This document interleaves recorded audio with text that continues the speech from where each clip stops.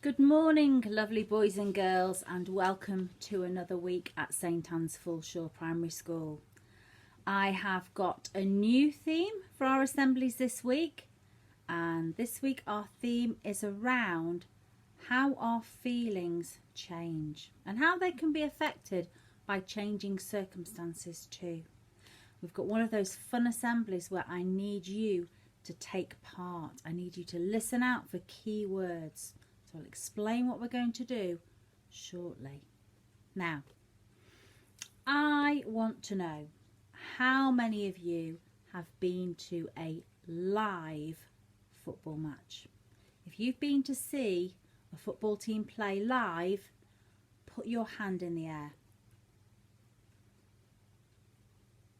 Okay, so there are quite a few of you, and I remember when I went to my first football match and I was really surprised by the noise, the atmosphere, the different people singing in different parts of the stadium, lots and lots of different sounds, different things to think about.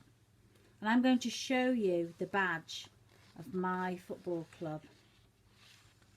And if anybody can guess. Oh.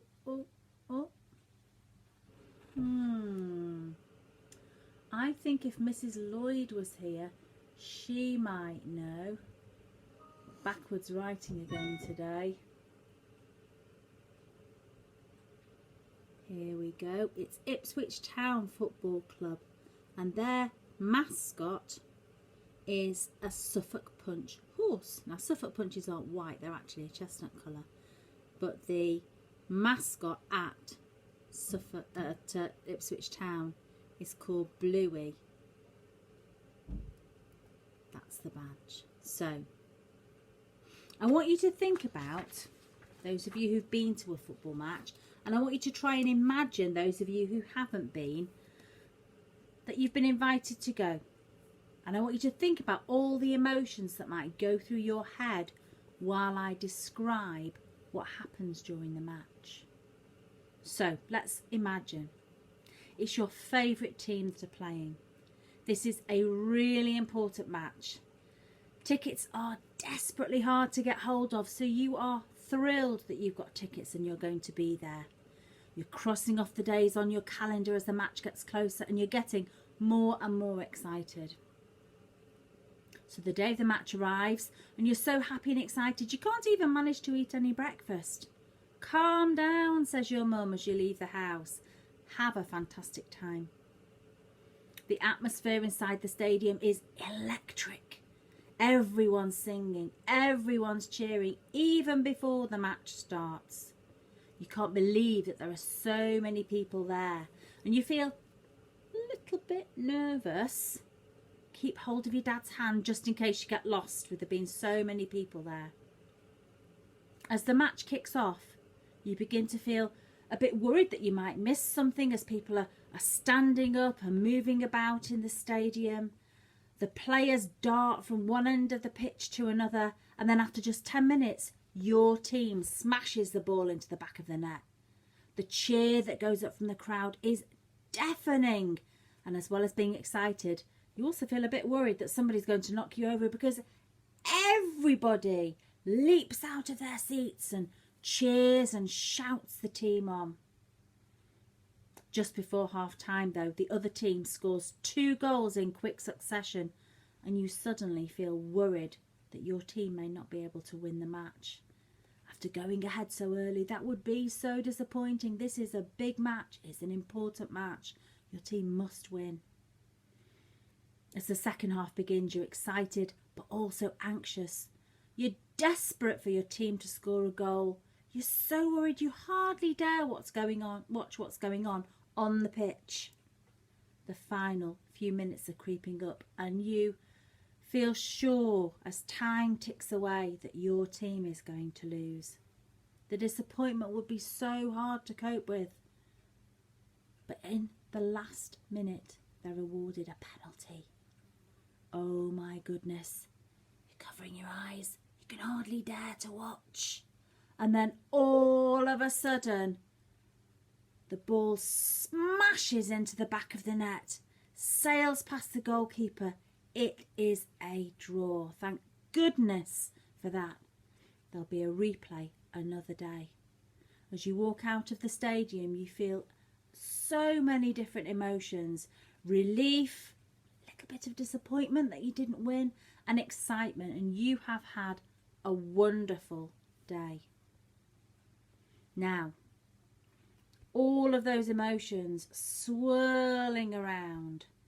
We feel our emotions inside our body, but we also show our emotions on our face and in the way that we act. So what I want you to do today is I want you to support me in my storytelling by showing me some emotions on your face. Now, the first one I want you to practice is happy.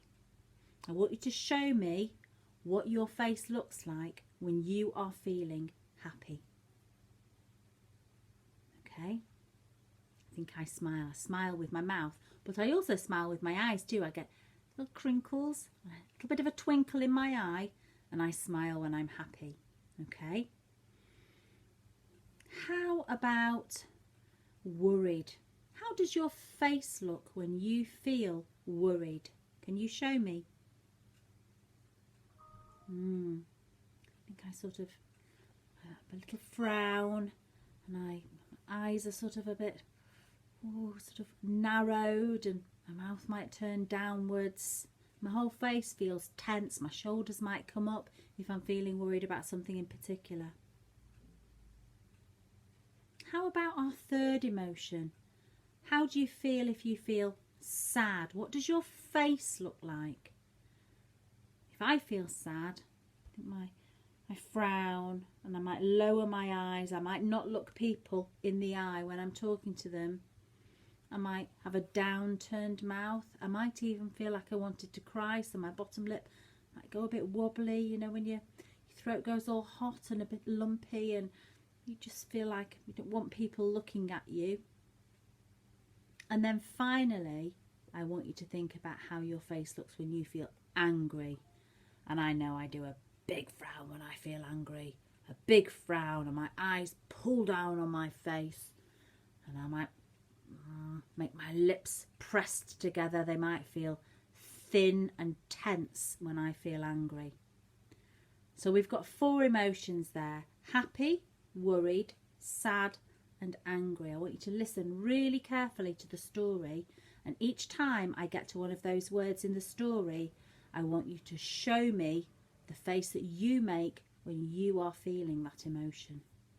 Okay, so here goes. Our story today is about a man called Naaman. Now, Naaman lived about 800 years before Jesus was born. He was very happy because he was in charge of a huge and powerful army who were at war with the Israelites. And his army were the ones who always seemed to win. After one raid which the army had made, Naaman was happy. He was happy because he'd captured an Israelite girl who he took back to Syria, where he lived, to be a servant in his household.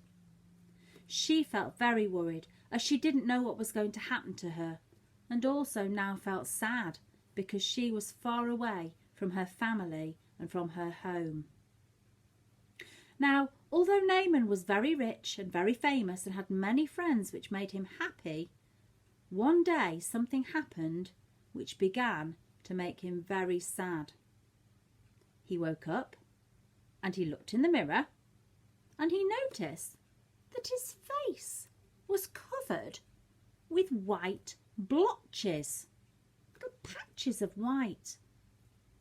He called out all sorts of doctors, but each day the illness got worse and worse, and Naaman felt more and more worried. Who will ever follow my orders again, he thought, when I look so terrible? The servant girl went to Naaman one day as she knew she had to say something to him. She felt very worried as she stood before her master. God can make you better, she said. Go to Israel and ask a man called Elisha. He will tell you what you need to do. At last Naaman began to feel less sad. Perhaps there was a way to sort out this problem. He took lots of servants and bags of gold and silver to pay Elisha for helping him. The journey was a long one, and the servant girl worried as they travelled towards Israel. What if I've got this all wrong, she thought. What if Naaman can't be healed? At last they came to Elisha's house, and Naaman knocked on the door. He waited and was starting to feel worried when at last one of Elisha's servants appeared with a message. "Go and wash in the river Jordan 7 times, said the servant, and he closed the door. Naaman was very angry. "I don't believe it," he shouted. "I haven't come all this way just to wash in your dirty river." He paced up and down, muttering under his breath. Inside he was feeling sad. Maybe he had come all this way and he would not be healed at all. At last one of the servants came up to him. "It might just be worth a try," said the servant. Naaman was feeling a bit less angry now, and he decided to follow Elisha's instructions. "Very well," said Naaman, and in he jumped. Splash! 7 times he dipped himself in the river, and as he climbed out onto the bank and looked at the servants, he could see great big smiles all over their faces. Naaman was so happy. At last his disease had been cured. He ran all the way back to Elisha's house to thank him and to give him a gift. But Elisha wouldn't take Naaman's gift. "It's God who's healed you, not me," he said. Naaman was so happy he could hardly believe it. The God of Israel even loved him. Surely that was a reason to stop being angry and fighting wars. Naaman was indeed a happy man.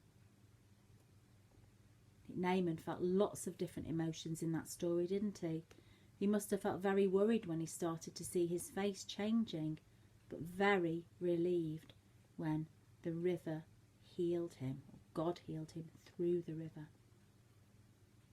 Let's just close our eyes and have some thinking time.